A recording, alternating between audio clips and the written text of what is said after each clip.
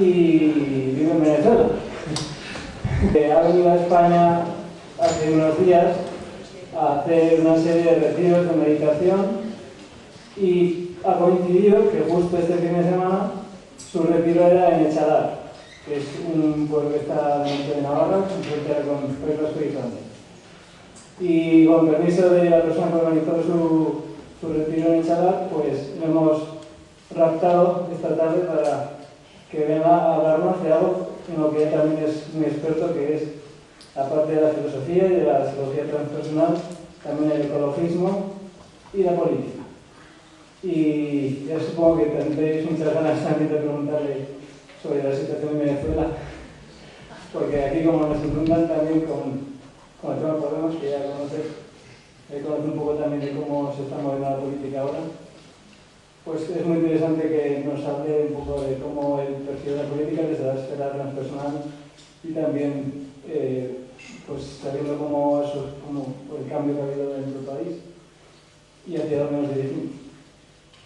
Elías Capriles es profesor en Filosofía de la Facultad de Humanidades y Educación de la Universidad de los Andes, en Venezuela. Es maestro en budismo tibetano Chen, realiza retiros en diferentes países de Iberoamérica. Ha vivido 10 años en India y Nepal, donde creó y dirigió refugios parapsicóticos.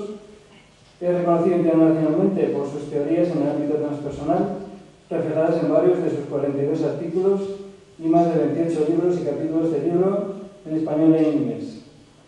Es una pena que no podamos, no sé si has estudiado algún libro contigo. Se olvidaron los libros, pero tienen un montón. Bueno, ya han visto. Además es un activista ecologista y su trabajo principal es la producción de obras en disciplinas como la filosofía política, el budismo tibetano, la psicología y la sociología. Pertenece a la junta directiva del International Transpersonal Association y de la Asociación Transpersonal Iberoamericana que hemos recientemente creado. Es miembro del consejo editorial del International Journal of Transpersonal Studies y del Journal of Transpersonal Research. Entre sus libros se encuentran ¿Qué somos y a dónde vamos?, sobre la crisis mundial y la problemática individual, e Individuo, sociedad, ecosistema, ensayos sobre filosofía, política y mística. He mencionado estos dos libros porque son los más adecuados para este tema que nos tocaba. Pues os dejo con él, que disfrutéis.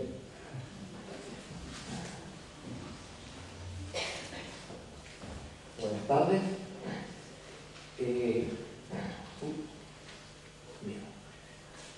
Yo no preparé un PowerPoint, no me dio tiempo y había preparado algo que es un poco demasiado largo para el tiempo de que disponemos por una confusión, pero bueno, vamos a resumir un poco lo que yo traía preparado, ¿no?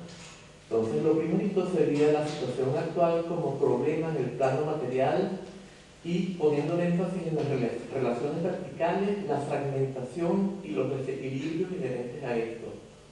Y entonces la situación actual del mundo, la problemática que enfrentamos, la principal, la que marca nuestro tiempo, es el desastre ecológico.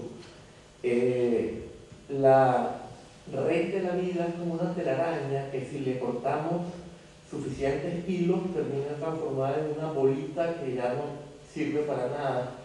Y es lo que hemos estado haciendo por bastante tiempo y todos los expertos están de acuerdo en que si todo sigue como va, la sociedad humana podría estar completamente deshecha para el 2035 y probablemente la especie humana se habría extinguido para fines de este siglo. Yo tengo, por ejemplo, un individuo de sociedad ecosistema y todo un apéndice que muestra, pero eso es 1994 y ya preveía esto y la situación no parece haber mejorado sino empeorado, pero no me da tiempo de recapitular sobre todas estas cosas, ¿no? Ahí más o menos se señalan algunos de los problemas o de los aspectos de un problema global que es unitario, y lo peor es que los remedios que están proponiendo ahorita muchos expertos son cosas que la empeoran. Por ejemplo, echar nanopartículas al mar, que nadie sabe qué va a pasar. Hemos estado probando, siempre prueba y error, probando cosas para mejorar nuestra existencia en el mundo y el resultado ha sido que hemos estado destruyéndolo todo y ahora queremos reparar lo que hemos destruido de la misma manera, con más pruebas de cosas que no en absoluto tienen ninguna posibilidad de funcionar. Por eso, por ejemplo, el Parti d'Objection de Croissance en Francia propone la prohibición de las nanopartículas estas que se están echando al mar y que se están utilizando en tantos ámbitos, ¿no? Bien. Ahora bien, si nosotros hemos llegado al borde de nuestra extinción como resultado del intento de construir un paraíso terrenal, quiere decir que algo está mal en nuestra percepción. Y el pensador francés Blaise Pascal, él decía que nuestro estado mental es simplemente un estado de locura. Y de la misma manera, Erich Fromm, este psicólogo social, que también es bueno, era psicoanalista, pero era también filósofo de Frankfurt y precursor de lo transpersonal, él decía aquí, tal como hay una folía hay una folía millón, o sea, tal como hay una locura de dos, hay una locura de millones. El hecho de que millones de personas compartan los mismos vicios no hace de estos vicios virtudes. El hecho de que compartan tantos errores no hace de los errores verdades. Y el hecho de que millones de personas compartan la misma forma de patología mental no hace que estén cuerdos. Entonces tenemos que lo que llamamos normalidad no es más que la adaptación a una sociedad que está enferma. Por lo tanto, compartimos una patología generalizada a nivel psicológico. Y podríamos decir que la sociedad está perturbada porque sus miembros están poseídos por una patología que es una exacerbación de la ignorancia y el error que el Buda Shakyamuni y también en el shivaísmo y otras tradiciones se llamó avidia. No vamos a entrar en la terminología porque no tenemos mucho tiempo, ¿no? ¿Cómo hago para pasar la página, Román? Eso sí que no sé si... Yo trabajo con máquinas normalmente y... Aquí se me tranca, ¿ves? Cuando llego acá...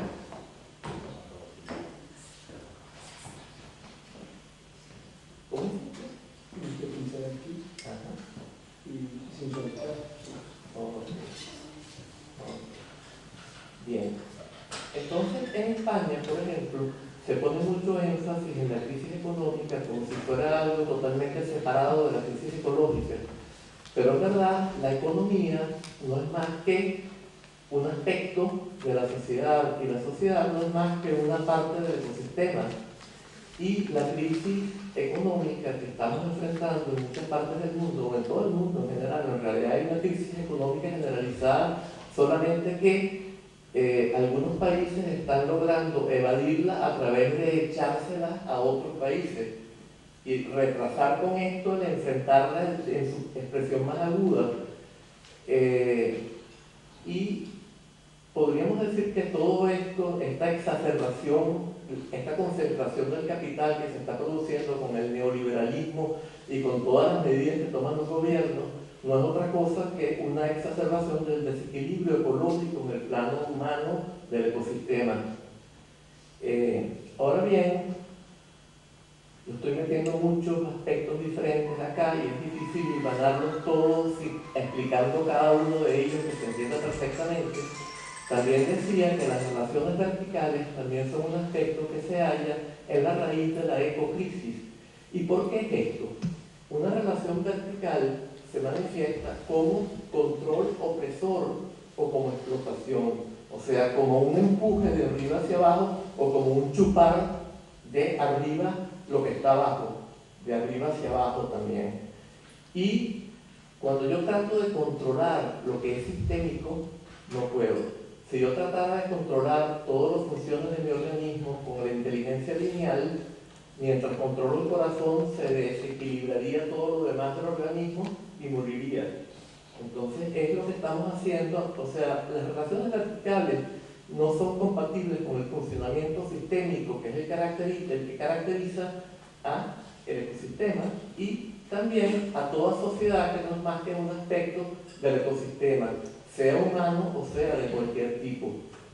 Entonces, como control opresor aplicado a los sistemas nos mata y como explotación agota los recursos y todo lo vertical simplemente está destruyendo el ecosistema.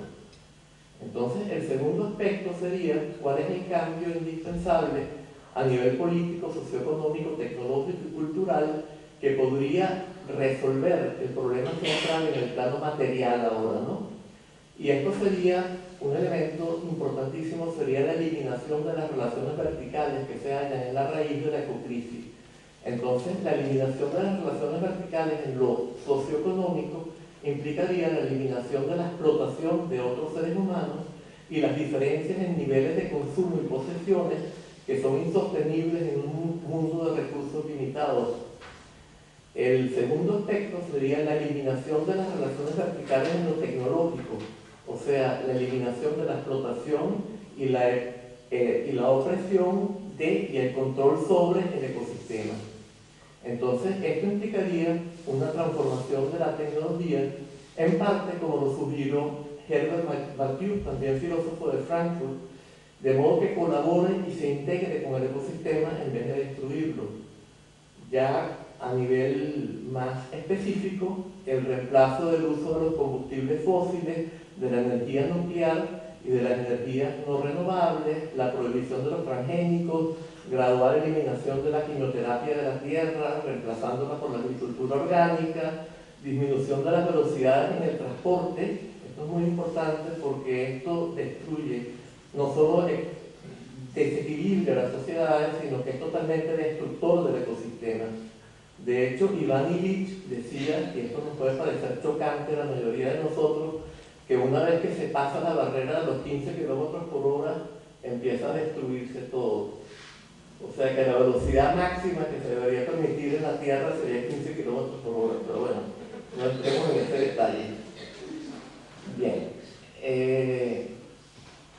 Por ejemplo, la priorización del consumo de lo producido localmente, que tiene mucho que ver, porque si yo tengo que traer cosas de otros lugares, entonces dependo de las grandes velocidades y de quemar combustibles fósiles en grandes cantidades y contaminar muchísimo, chupar el petróleo de la tierra. Esto va también a impulsar el fracking, que imagínense ustedes lo que es la contaminación de las aguas, la destrucción de todo.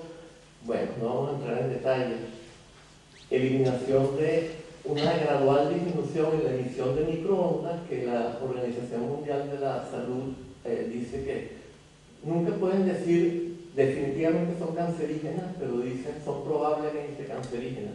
Para que la Organización Mundial de la Salud diga esto, pues significa bastante, ¿no? Eliminación de la nanotecnología, eliminación del crecimiento económico y las expectativas de incremento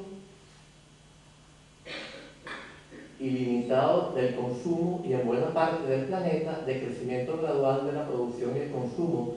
Cada vez que llego al final de una página se me... Aquí está. Vamos a ver. Sí. Luego, la eliminación de las relaciones verticales en lo político. Me llamó la atención que tú mencionabas a Kropotkin en el debate entre Kropotkin y Huxley, donde Huxley defendía la tesis de Darwin, en la cual la competencia era lo que determinaba la evolución, y Kropotkin defendía la ayuda mutua. Y bueno, eso es esencial, ¿no? Entonces, a nivel macrosocial implicaría poner fin al poder político de unos pocos sobre las mayorías, pero por supuesto que esto implicaría una transición gradual. No podemos eliminar de un momento a otro el poder político. Una transición gradual de la pseudo-democracia representativa, controlada por los grandes pseudo-intereses económicos, a una democracia directa. ¿Por qué yo digo pseudo-intereses económicos? Porque el gran capital piensa que en su propio interés exacerbar su poder económico y concentrar la riqueza.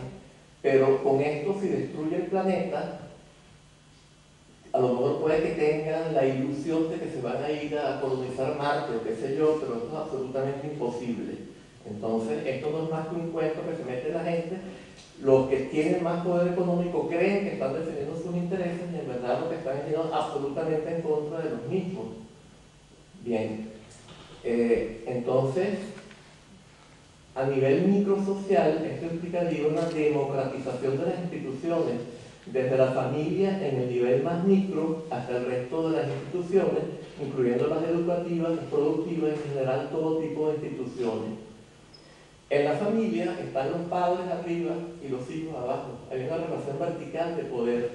Los hijos internalizan esta relación vertical de poder y con esto aprenden luego a funcionar en la escuela, donde hay otra relación vertical de poder, a funcionar en la fábrica, a funcionar en la pseudodemocracia representativa, y simplemente lo que hacemos es estructurarnos verticalmente, y esa estructura vertical es un elemento esencial en lo que está destruyendo el planeta.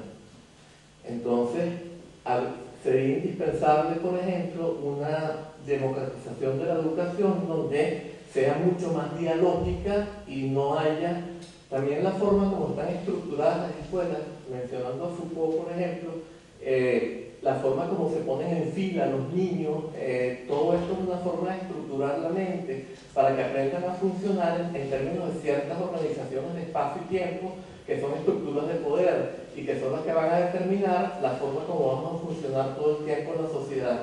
Entonces la función de la escuela es más enseñarnos a funcionar en la sociedad que de verdaderamente prepararnos para la vida o que darnos instrucción o conocimiento, o más aún educación que nos aprenda a ver cómo funcionan las relaciones ecológicas y todo ese tipo de cosas, ¿no? Los medios de difusión de masa los llaman medios de comunicación, pero esto es un disparate porque comunicación implica que hay dos que se comunican. Esos son medios que difunden mensajes y la persona o los acepta o los rechaza. Pero incluso hubo experimentos que se hicieron con la televisión, que la televisión inhibe la parte crítica, que tiene que ver con lo que Freud llamó el proceso secundario. Bueno, no me da tiempo de entrar mucho en esto. Krugman hizo un experimento en Estados Unidos, ¿no? Pero bueno, no nos da tiempo de entrar demasiado en esto. Luego tenemos acá el desarrollo de la verticalidad y la fragmentación a lo largo de la historia de la evolución humana en lo espiritual. Y en la comunidad paleolítica había una total igualdad socioeconómica, política, sexual, etc. Yo presento mucha evidencia de esto en un libro mío que se llama Alienación, Crisis Ecológica y Regeneración, Esencia, Desarrollo y Modos de la Alienación y Erradicación de esta en el ecomunismo libertario decrecentista, se llama, ¿no? También hay bastante evidencia de esto en el libro de Steve Taylor, La Caída. Este lo publicó La Llave, que también publicó un libro mío. Y bueno, aquí se mencionan varios de los libros que fueron mencionados antes, como los de María Gimbuta, ¿cuál más? Después los de Ryan Eisler, James Dimino. Vamos a verlo. Ok. Mauro Ceruti y Gianluca Bocchi. Este es un libro que se llama Origini di Historia y lo tradujo como el sentido de la historia, que era todo lo contrario a lo que decía el título, pero bueno. Después vendría un elemento que es bien importante. Nosotros nos enseñaron que en el Paleolítico, o que estaban había una época en la cual los hombres veían una mujer que les atraía y la arrastraban por los cabellos a la cueva, y si se encontraban dos hombres frente a la comida o frente a una mujer se daban de mazazo. Resulta que esto parece ser totalmente lo contrario de lo que sucedía. Parece que esta es nuestra conducta actual, y esto es totalmente lo contrario de la conducta de los seres del Paleolítico. El primer artículo donde yo me enteré de estas cosas fue uno de Martin Lochwarn, de qué morían los hombres primitivos en Ciencias y Futuro, una revista francesa. O después salió un libro de Johan van der Lenen que se llama Los orígenes de la guerra, fue publicado en Holanda. Después tenemos, bueno, y hay muchos otros libros que yo los cito en el libro de la alienación que ya les mencioné. Este lo pueden bajar gratuitamente en mi página web, si a alguien le interesara, porque este lo publicó una editorial que lo engaña a uno, le manda correos electrónicos diciéndole que quieren publicar un libro, y después resulta que en verdad es una editorial que lo que hace es publicarle tesis a los que se están graduando en las universidades para vendérselos a 100 euros por cada libro. Entonces yo le pido a todo el mundo que no se les ocurra comprar el libro, que lo dejen gratuitamente de mi página web, porque la idea no es enriquecer a una editorial que además engañó al autor, sino simplemente que se difundan este tipo de ideas, ¿no? Bien.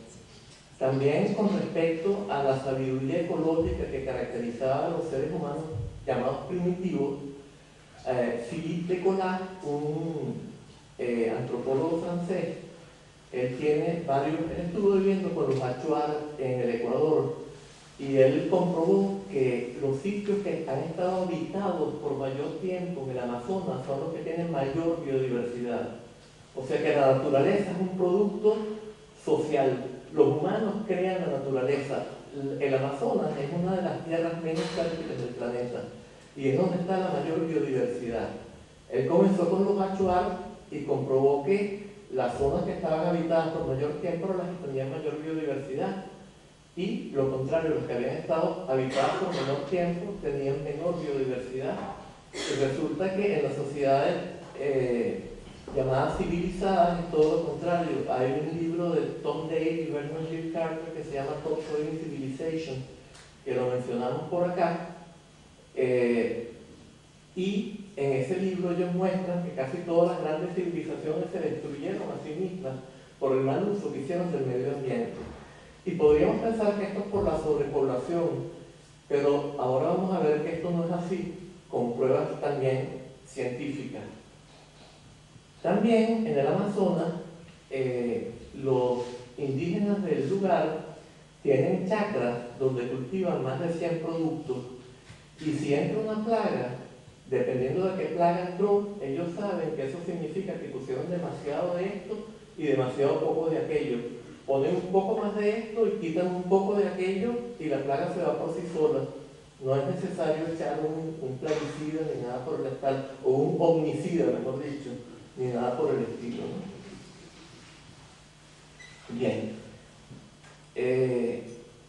Comunismo o comunitarismo primitivo. Entonces aquí la sociedad paleolítica habría carecido de relaciones verticales tanto en lo político como en lo socioeconómico y de las consiguientes divisiones. Entonces, ¿por qué? Bueno, mi interpretación es porque había un libre acceso a la comunión. ¿Qué es lo que llamo la comunión aquí? La comunión es vivenciar juntos la verdadera condición de todos nosotros, de cada uno de nosotros y de todo el universo. Esa comunión no es posible en términos conceptuales, porque los conceptos son divisivos. Se dice, por ejemplo, que la definición se hace por género próximo y diferencia específica. Por ejemplo, el ser humano es un animal racional. Animal es el género próximo, algo más amplio que ser humano, y racional sería lo que nos distingue de los demás animales. Por ejemplo, los demás animales nunca lograron destruir todo el ecosistema. Los dinosaurios lograron destruirse a sí mismos, pero nunca lograron destruir toda la red de la vida. Nosotros somos racionales porque sí lo logramos, ¿no? Estamos lográndolo. Bien, entonces, en términos de los conceptos, no es posible vivenciar esta verdadera condición de todos nosotros, porque es la verdadera condición de todos, no excluye nada. Solo cuando colapsan los conceptos podemos entrar en este estado de comunión. Y esto habría sido accesible a los seres humanos primitivos y con el pasar del tiempo se fue perdiendo esta capacidad. Esta es por lo menos mi interpretación, que yo la sustento con una cantidad sobre todo en este libro de la alienación, ¿no? Bien.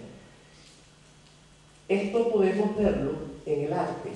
Por ejemplo, el arte franco-cantábrico, y también se han descubierto muchas cuevas aquí en el País Vasco, sería parte del arte franco-cantábrico también.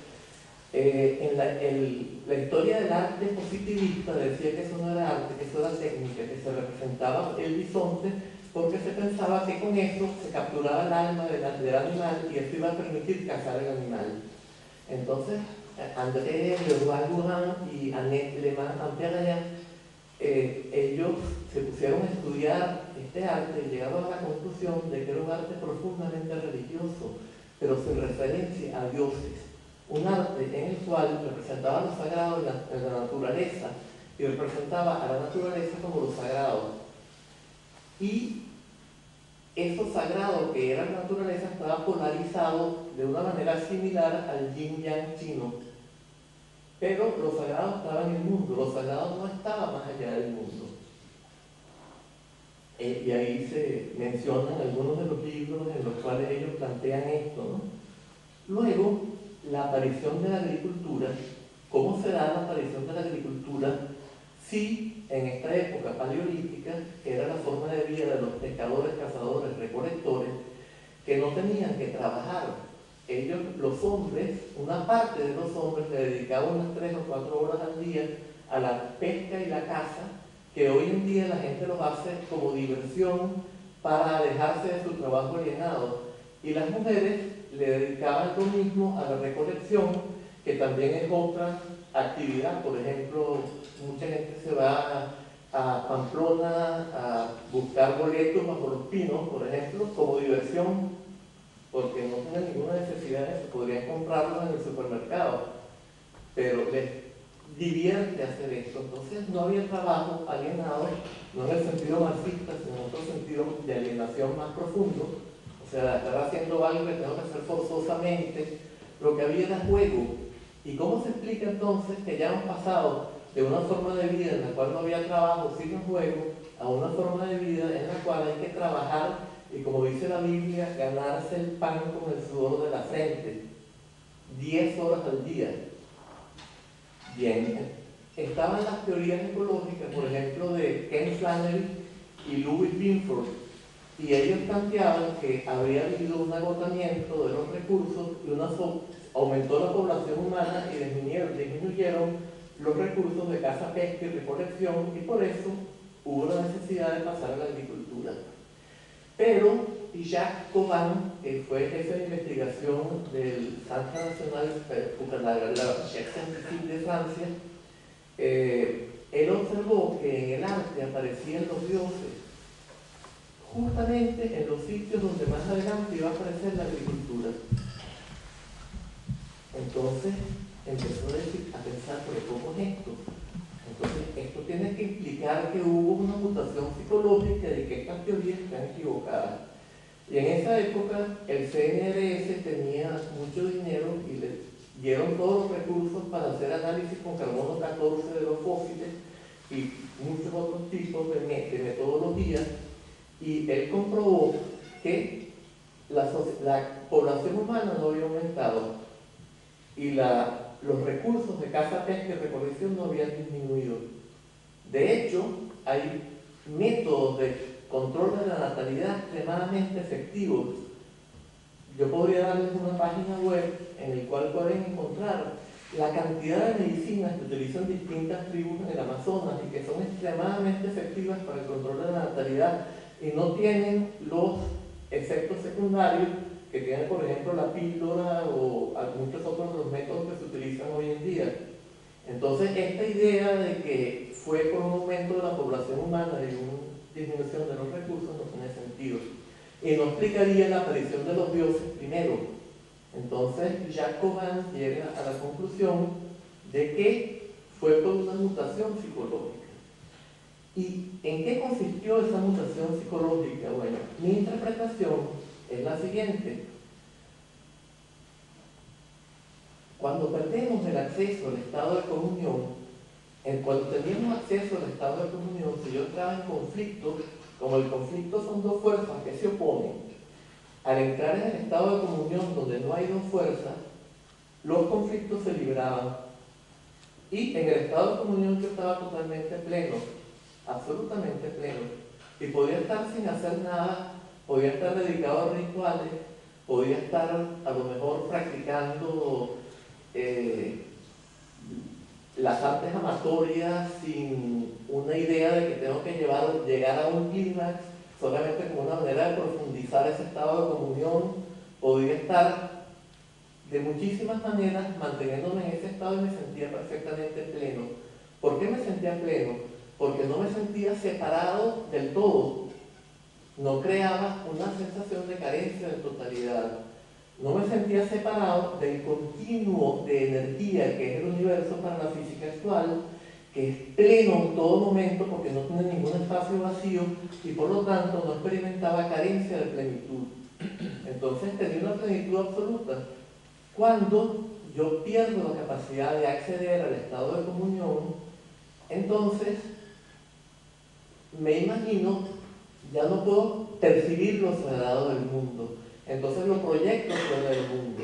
Y como ya no puedo entrar en este cielo, este total espacio-tiempo-conocimiento, más allá de dualidad sujeto-objeto y de cualquier separación de figura y fondo, no puedo entrar en este estado, en este mundo, entonces imagino que voy a llegar a ese estado en el más allá, ese es el cielo, y que gracias a la ayuda de un Dios, si yo me porto bien con Él, si le rindo culto, si le rindo pleitesía, es que yo voy a poder acceder a ese estado después de la muerte y que Él además me va a ayudar a resolver mis problemas aquí abajo en el mundo. Y esto es lo que aparece en el arte. Un Dios con cabeza de toro y una diosa madre grávida y los seres humanos aquí abajo con los brazos tendidos hacia ellos.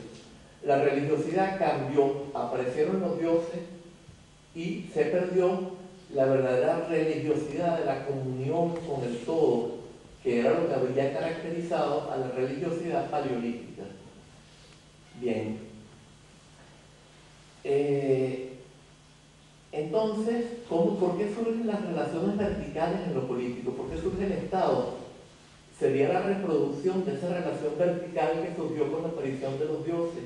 Una vez que tenemos esta relación vertical, se va a reproducir en lo político, se va a reproducir en la familia, padres e hijos, se va a reproducir por todos lados. Entonces, la sociedad entera empieza a estar estructurada tanto microsocial como mesosocial como macrosocialmente en términos de relaciones verticales.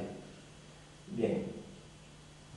El marxismo, por ejemplo, habla de que el Estado surge para defender la propiedad. Esta es una interpretación marxista clásica, ¿no?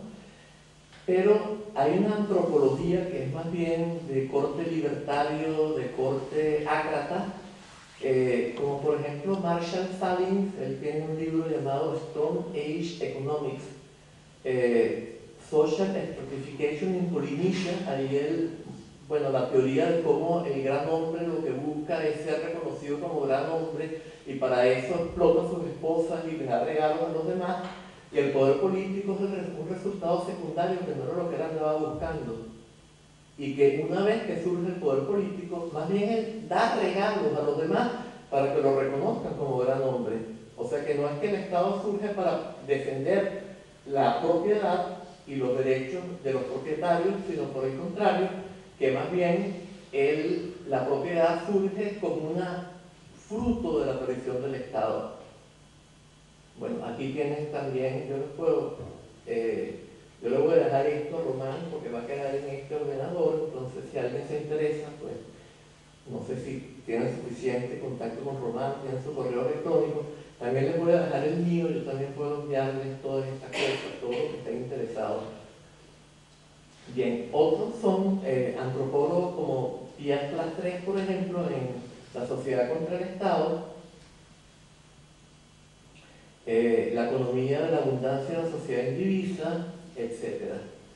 Y Hélène, no estoy seguro de si es la hija de él, que habla de la tierra sin mal, el proselitismo tupi-guaraní, en las cuales ellos escapaban de lo uno y se iban hacia la costa. ¿Y por qué era que se escapaban de lo uno? Era porque lo uno para ellos era el Estado, sentían que se iba a surgir el Estado y se iban escapando del Estado. Bien. Entonces, con respecto al comunismo o comunitarismo primitivo, yo quisiera enfatizar el error de la interpretación marxista, sobre todo Mandel, en el Tratado de Economía Marxista. Él plantea que el comunismo primitivo habría estado caracterizado por la penuria y por una sensación de carencia generalizada. Y es debido a esta penuria y a esta carencia que los seres humanos se dedican a acumular Y llega un momento, por supuesto, según la teoría marxista, una vez que el grado de acumulación sobrepasa el nivel de acumulación que puede manejar un sistema de distribución, entonces surge la necesidad de cambiar a otro sistema distributivo. Y ahí entonces se empieza a acumular más todavía y llega un momento en que ese sistema se hace inefectivo y tiene que pasar a otro. Esto, Pierre Clastres dice, los indígenas no quieren acumular porque el granero de la naturaleza siempre está lleno. No hay ninguna idea de que yo puedo mejorar mi condición acumulando. Y en efecto, si yo tengo acceso al estado de comunión, en el cual soy totalmente pleno, utilizando una frase de un lama tibetano que voy a mencionar más abajo, ¿para qué quiero yo oro si el mundo entero es oro para mí? Entonces, evidentemente que no tiene ningún sentido que estos indígenas fueran a querer acumular para mejorar su vida, porque estaban ya plenos. Y esto es lo que controló este antropólogo, sobre todo entre los tupí guaraníes, en la región del Arauca, por allá, y en Argentina, en general en el cono sur. Bien, entonces, esto tiene mucho que ver, esta teoría marxista tiene mucho que ver con la idea de que, por ejemplo, en el socialismo, Marx plantea que tiene que haber un estadio de socialismo para poder llegar al comunismo. Entonces, el socialismo tiene un aspecto económico y un aspecto político. En el aspecto económico, el socialismo es de cada cual según sus posibilidades, a cada cual según su aporte. Y en el comunismo sería de cada cual según sus posibilidades, a cada cual según sus necesidades. Esta sería la diferencia. Y Marx piensa que en la época del socialismo no es posible aplicar el principio de distribución que caracterizaría al comunismo. ¿Por qué? No es posible aplicarlo porque no hay exceso de recursos. Entonces, el capitalismo produjo recursos hasta un cierto nivel, pero se hace ineficiente con todas las crisis repetitivas que por el Capital y en el Manifiesto Comunista ellos se refieren, sobre todo Marx y Engels en el Manifiesto Comunista, en el cual se destruye una enorme parte de la riqueza, y es porque se produjo más de lo que el sistema puede manejar. Y luego entonces el socialismo tendría que producir mucho más para que hubiera una sobreabundancia que finalmente permitiera la transición al principio distributivo del comunismo. Si nosotros estamos a punto de autodestruirnos y estamos en el capitalismo, ¿cómo podemos pensar nosotros que puede tener que venir un socialismo en el cual vamos a producir todavía más? Eso no sería más que acelerar nuestro suicidio colectivo en el que ya estamos nosotros comprometidos, este proceso de suicidio colectivo. Entonces ahí hay una contradicción total. Ese principio no va a ser posible porque haya una sobreabundancia material, sino porque hay una sobreabundancia espiritual, porque nos sintamos plenos de nuevo, como se sentían plenos los seres humanos del Paleolítico, que para ellos el granero de la naturaleza siempre estaba lleno y por lo tanto no tenían ninguna sensación de que tenían que acumular para sentirse plenos. Acumular y acumular y acumular. En el plano político también, en el socialismo, el modelo sería la dictadura del proletariado. Dictadura, una verticalidad. ¿Cómo puedo yo exacerbar la verticalidad para disolver la verticalidad? Porque el comunismo sería la disolución del Estado. Nosotros pensamos por lo general que el comunismo es lo que había en la Unión Soviética. Y los soviéticos decían, ya nosotros estamos avanzados en el comunismo. El comunismo de Estado se ha disuelto y ahí había una dictadura feroz. ¿Cómo pueden pensar que eso era el comunismo? O sea, y el modo de distribución que había llegó a haber hasta de 30 a 1 entre los que más ganaban y los que menos ganaban. Entonces, ¿cómo podemos pensar que eso era el principio distributivo de cada cual según sus posibilidades, a cada cual según sus necesidades? Eso no era más que un engaño de una clase social que era la nomenclatura para defender sus intereses. La verticalidad no puede autodisolverse porque la verticalidad crea intereses. Los que están arriba quieren seguir arriba Y es más, como estamos estructurados verticalmente, si hay una revolución y los de abajo toman el poder y están estructurados verticalmente, esto podríamos explicarlo en términos de hemisferio cerebral derecho e izquierdo y los correspondientes procesos que describió Freud en el proyecto de una psicología para neurólogos de 1895. Proceso primario, hemisferio derecho. Proceso secundario, hemisferio izquierdo. En el proceso primario, el énfasis primero carece de negativo. Segundo, el énfasis está en la estructura de las relaciones y no en quién es quién en ellas. Tercero, es metafórico. Y cuarto, no tiene ninguna indicación de tiempo y modos verbales. El proceso secundario, por el contrario, tiene negativo, es literal, el énfasis está en quién es quién en las relaciones y tiene indicación del tiempo y modos verbales. Entonces, si yo estoy estructurado verticalmente, toda mi psiquis es vertical y yo trato de tomar el poder político para mejorarlo todo, como yo no puedo cambiar mi estructura vertical, yo lo que hago es en proceso secundario cambiar de posición y me pongo yo arriba, pero exacerbo más la relación vertical y por lo tanto es absolutamente imposible que yo la disuelva. Por esto, sin una práctica espiritual que consista en la recuperación del estado de comunión, es imposible disolver las relaciones de explotación y de diferencias de propiedad y de diferencias de niveles de vida en el plano económico y de poder en el plano político. Es absolutamente imposible. Solamente con una transformación espiritual podemos lograr una transformación política.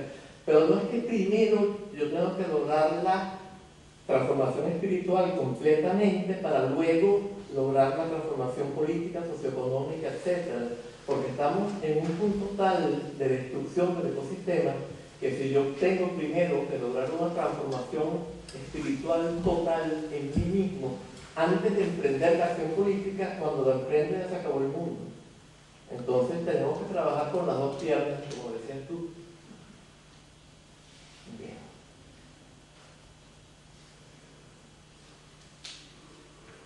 Ok.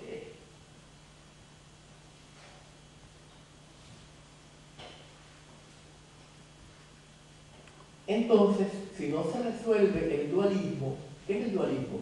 Bueno, el dualismo es muchas cosas, pero principalmente la sensación de que hay un sujeto dentro de nosotros y un objeto afuera, ¿verdad?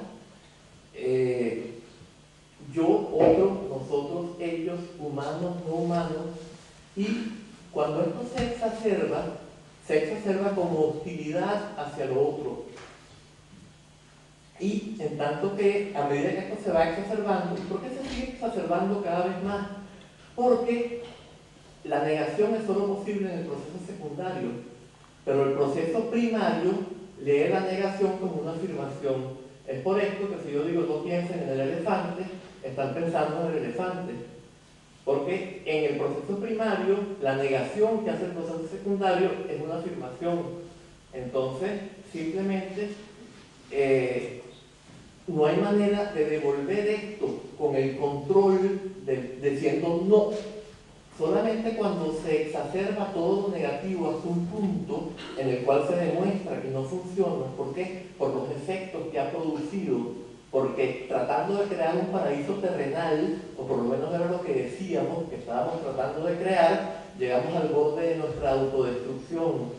Y solamente cuando eso se hace patente por los efectos de nuestro estado psicológico y de nuestras relaciones en lo político, en lo socioeconómico, etc., se comprueba que todo eso era un error que no funcionaba y por lo tanto surge un impulso a disolver eso y a lograr una transformación total en todos los planos: espiritual, político, socioeconómico, de relaciones con el medio ambiente, en todos los niveles. Bien, y esto también tiene que ver con la fragmentación en la psique humana. Se encarta Ramanand, parafrasea la explicación que de ello nos ofrece Nagarjuna, supuestamente: de lo que se presenta, seleccionamos solo los aspectos que son de nuestro interés y negamos el resto. con respecto al cual nos volvemos primero indiferentes y luego ciegos. En nuestra ceguera aducimos la completud de los aspectos seleccionados que tomamos por absolutos, aferrándonos a ellos como si fueran la verdad total, mientras que el análisis intelectual del contenido que se presenta en sus distintos aspectos es necesario y conducente a una comprensión amplia. El análisis aborta si se toma lo fragmentario por lo completo, lo relativo por lo absoluto. Esto también lo aplicamos. Yo no quiero ver el mal de los demás. Si yo me encuentro con gente que está sufriendo, yo no lo quiero ver, porque no quiero ponerme en su lugar, no quiero darme cuenta de que yo tengo que cambiar algo porque su sufrimiento depende justamente de mi interés en estar yo bien y que yo estoy dispuesto a sacrificarlos a ellos para estar bien yo mismo. Esto no lo quiero ver, nadie lo quiere ver. Entonces también dependemos de un autoengaño. Pero en particular, el Buda Shakyamuni, eso es muy conocido, casi que todo el mundo lo conoce. En el Udana del Canon Pali, en el Tathagata Sutra del Canon Mahayana, plantea la historia de los hombres con el elefante. Modificándolo un poquito, podríamos decir, unos ciegos con un elefante tienen que determinar qué es lo que tienen frente a sí. Entonces uno coge el colmillo y dice es un gancho para llevar hielo. Otro toma la oreja y dice es un abanico o un aventador. Otro pone la mano sobre el ojo y dice es un cuenco. Otro abraza una pata y dice es un pilar. Otro pone la mano sobre el lomo y dice es una silla de mano, o es un trono, o un sillón. Otro agarra la cola y como ve que se mueve y es así, sale corriendo gritando que es una serpiente. Entonces nosotros somos mucho peores que esos ciegos, porque esos ciegos por lo menos no trataban de destruir todos los aspectos que percibían como amenazadores, ni de arrancar todos los que percibían como pudiendo proporcionarles satisfacción, placer, bienestar, etc. Nosotros, en cambio, en el elefante que representa el ecosistema, tratamos de destruir todo lo que sentimos que nos amenaza y de arrancar para disfrutar todo aquello que sentimos que nos puede proporcionar bienestar. Entonces, este estado fragmentario está verdaderamente en la raíz de todo el desastre que estamos creando, que está creando esta sociedad, de la cual somos responsables todos, absolutamente, porque todos somos parte de esto y todos disfrutamos los beneficios de esta sociedad cuando estamos del lado de los que se benefician. Bien, también Alan Watts decía que tenemos que la vida es como una moneda, una de las caras es la vida y la otra es la muerte. Si yo echo un corrosivo sobre el lado muerte, dolor, sufrimiento, todo lo que no me gusta, termino abriendo un hueco a través de la moneda y destruyendo el lado que quería conservar. Esto es lo que estamos haciendo. O sea, por ejemplo, sentimos que los tales mosquitos transmiten tales enfermedades y desarrollamos un omnicida que pensamos que es solo un plaguicida, pero en verdad es un omnicida que se regresa a nosotros y nos envenena y que va pasando por toda la cadena alimenticia, y entonces la falta de envenenar a los mosquitos envenena a los batracios envenenan a los reptiles, a su vez las truchas que se alimentan va pasando por toda la cadena alimenticia y vuelve a nosotros, y pasan las aguas y nosotros nos bebemos las aguas. Total que tenemos una total carencia de sabiduría sistémica, una total ignorancia, un total error, una total avidia en términos de esta palabra que utilicé al comienzo. Gregory Bateson hablaba de el arco y el circuito. Cuando la persona que está, él no decía la avidia, pero cuando la persona que está poseída por la avidia percibe un arco, no se da cuenta de que el arco es parte de un circuito.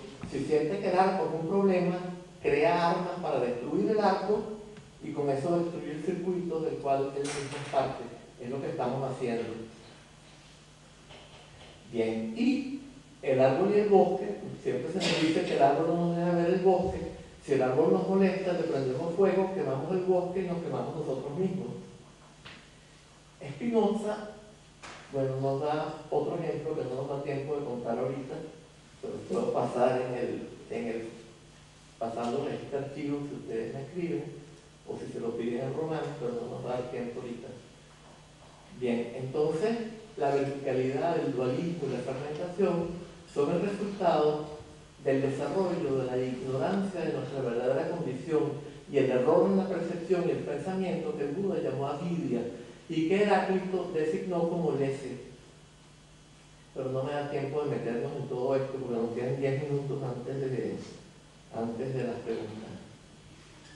En todo caso, solo la recuperación del estado de comunión y con él de la sabiduría sistémica, gracias a la disolución del error en la percepción y el pensamiento que el Buda llamó avidia, se podría disolver la verticalidad, disolver el dualismo y disolver la fragmentación, que todos ellos son la causa de toda la problemática que enfrentamos. Entonces aquí tenemos clarísimo que la causa es espiritual, pero si nos dedicamos solamente a resolver el problema espiritual mientras no se acaba el mundo, si trato de resolver el problema del mundo sin haber resuelto el problema espiritual, reproduzco las relaciones verticales, la fragmentación y todo eso en el nuevo sistema que produzco. Entonces es imposible ir con una pierna y sin la otra, definitivamente.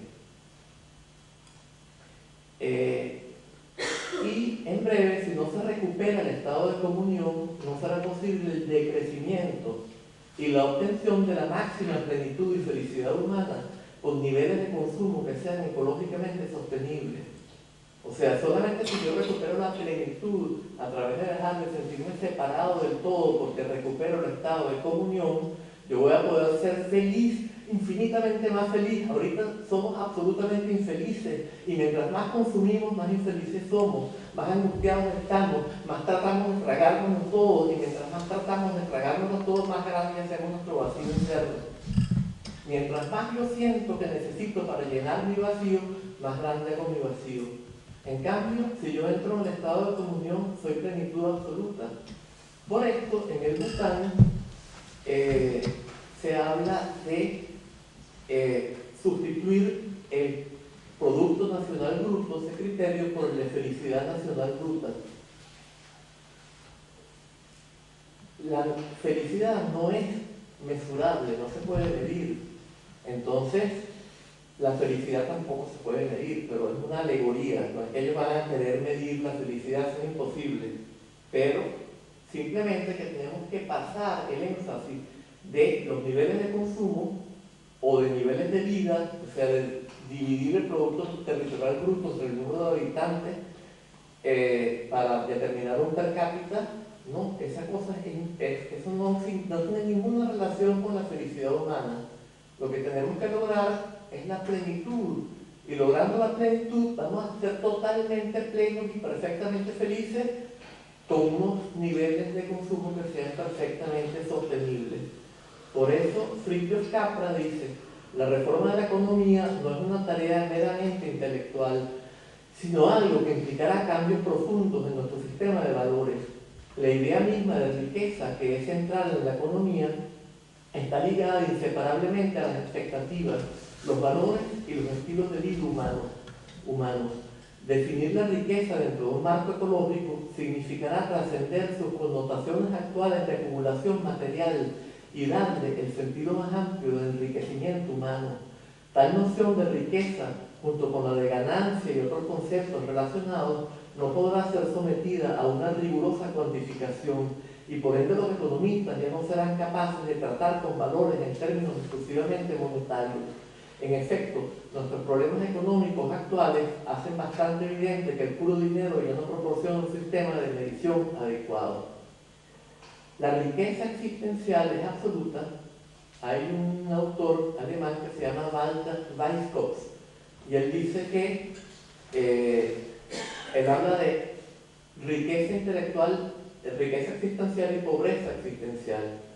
Entonces, lo importante es que tengamos riqueza existencial, y tenemos riqueza existencial en la medida justamente en la cual accedemos al estado de comunión y somos totalmente plenos. Entonces, lo importante, no sé si yo lo cité aquí o se me pasó, vamos a ver si está. No, creo que no lo mencioné. El libro en inglés se llama Alienation and Economics. Alienación y economía.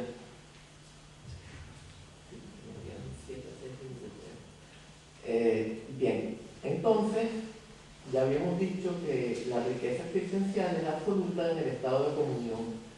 Es por esto que cuando el emperador de China le preguntó al lama tibetano Sakya Pandita quién era el hombre más rico del Tíbet, con el objeto de romper sus esquemas mentales, pero también porque era verdad, él le respondió con el nombre de un yogi que vivía desnudo en las montañas, cuya única posesión era un saco de harina de cebada tostada.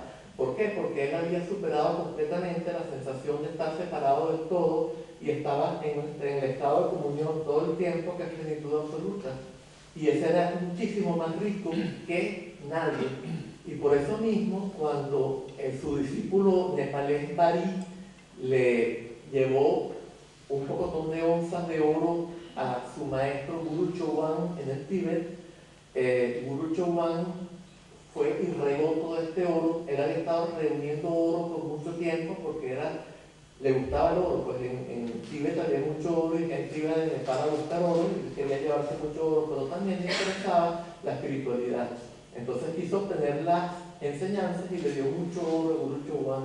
Y Guru Chowan lo echó sobre un río todo el polvo de oro diciendo: ¿para qué quiero yo oro si el universo entero es oro para mí? El maestro Eckhart también decía que el impulso que le permitía penetrar el absoluto lo hacía tan rico que Dios no era suficiente para él. ¿Por qué? Porque Dios excluye a hombre, Dios excluye a naturaleza, Dios no es el todo. En cambio, en ese estado, él estaba en el todo. Si metía el concepto de Dios, que se define por género próximo y diferencia específica, pues ya no estaba en la totalidad, se había perdido ese impulso que, a su vez, aquí hay una cita de Padmasambhava que me la voy a saltar porque ya no nos da tiempo. Sí nos da tiempo. Al ser humano no le satisface la cantidad de comida, sino la ausencia de una sensación de carencia y de la consiguiente ansia y voracidad. Y el Guaynanzi dice: existe algo de importancia capital en el mundo, pero no es el poder o el estatus. Existe una fortuna inmensa, pero no consiste en oro o joyas. Existe una vida plena, pero no se mide en años. Cuando observas el origen de la mente y vuelves a su naturaleza esencial, ello es lo importante. Cuando te sientes a gusto con tus sentimientos, entonces eres rico. Cuando entiendes la división entre la vida y la muerte, tu vida es entonces completa. Una nación desordenada parece llena, una nación en orden parece vacía, una nación moribunda sufre penuria, una nación que sobrevive goza de sobreabundancia. Que la nación parezca vacía no significa que no haya gente, sino que todos mantienen su trabajo. Que parezca llena no significa que haya mucha gente, sino que todos persiguen trivialidades. Gozar de sobreabundancia no significa tener muchas posesiones, sino que los deseos son moderados y los asuntos mínimos. Penuria no significa que no haya productos, sino que la gente es impulsiva y sus gastos excesivos. La leña no se vende en los bosques y los peces no se venden junto a un lago, pues hay abundancia de ellos. Del mismo modo, cuando hay plenitud, el deseo disminuye, y cuando los apetitos son mínimos, finalizan las discusiones. Mejor que prohibir la ambición es que no haya nada que desear. Mejor que prohibir la disputa es que no haya nada que usurpar. ¿Y cómo se resuelve todo esto? Pues accediendo repetidamente al estado de comunión, en el que vivenciamos directamente, sin pasar por los conceptos, lo que todos somos en verdad y que todo el universo es. Y más allá del dualismo, somos total plenitud.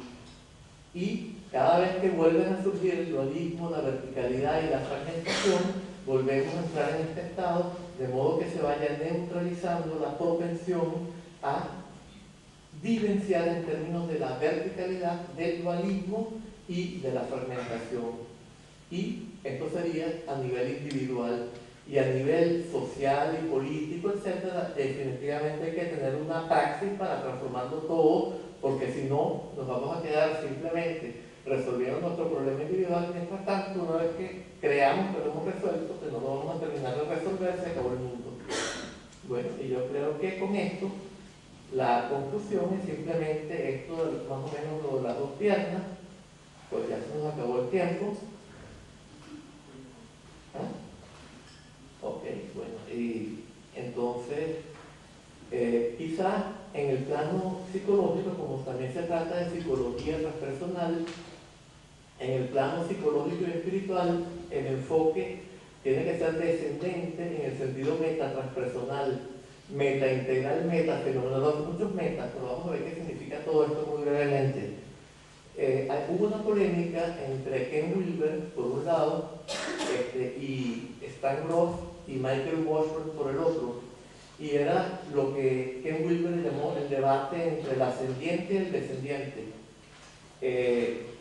Ken Wilber plantea que hay que ir creando una cantidad de estructuras psicológicas que tienen que ver con la ontogénesis, o sea, con una psicología evolutiva a lo Piaget, por ejemplo, que tenemos que ir desarrollando una cantidad de estadios para finalmente llegar a un estadio en el cual obtenemos el despertar o la iluminación del budismo. ¿Ah? Eso es todo lo contrario de lo que hace el budismo. El budismo plantea que todo lo que es creado, producido, hecho, Sankata en Pali, Sánskrita en sánscrito y Yuche en tibetano, es intransitorio, no puede durar, y por lo tanto la iluminación o el despertar es justamente el disolver todo lo que es creado, producido, hecho, viendo a través de ello y aprendiendo lo que no es creado, ni es producido, ni es hecho. El método contrario era el de Stan Grof y el de Michael Washburn, pero ellos no plantean este ver a través. Ellos lo que plantean es una descendiente regresivo, de ir hacia atrás en el tiempo. Esto sí puede darse que surja una regresión cuando la gente está aplicando lo que yo llamo el método descendiente metafenomenológico y metaexistencial, pero no es necesario. Es simplemente dejar de eludir el conflicto que está en la base de nuestra existencia, lo que los existencialistas llamaban la autenticidad, que es angustia, dejar de eludir eso, pero en vez de quedarnos a vivir en la angustia, enfrentarla, buscar el que se siente distinto de la tensión inherente a la angustia, de esta manera romper el dualismo y salir hacia abajo, o sea, que la Divina Comedia. El Dante va bajando por el infierno hasta el círculo más bajo, encuentra el hueco por allí que conecta y que da al paraíso. Entonces, esto es lo que le llamo el método metaexistencial, pero también metafenomenológico, porque la negación fenomenológica es la mala fe exacta. O sea, yo me engaño y en la misma operación me engaño acerca del hecho de que me estoy engañando. Niego algo y en la misma operación niego que he negado algo. También es lo que Ronald Lang llamó la espiral de simulaciones. Entonces, esto es lo que nosotros, la manera por la cual nosotros vamos construyendo una identidad, y es mucho tiene que ver con el método de Wilber, es un método ascendente. Aquí se trata de ir desconstruyendo, disolviendo las dobles simulaciones hasta que lleguemos a enfrentarnos con la angustia, pero no para vivir en ella, sino para salir al otro lado. Entonces, básicamente con eso yo creo que ya hemos dicho todo y ya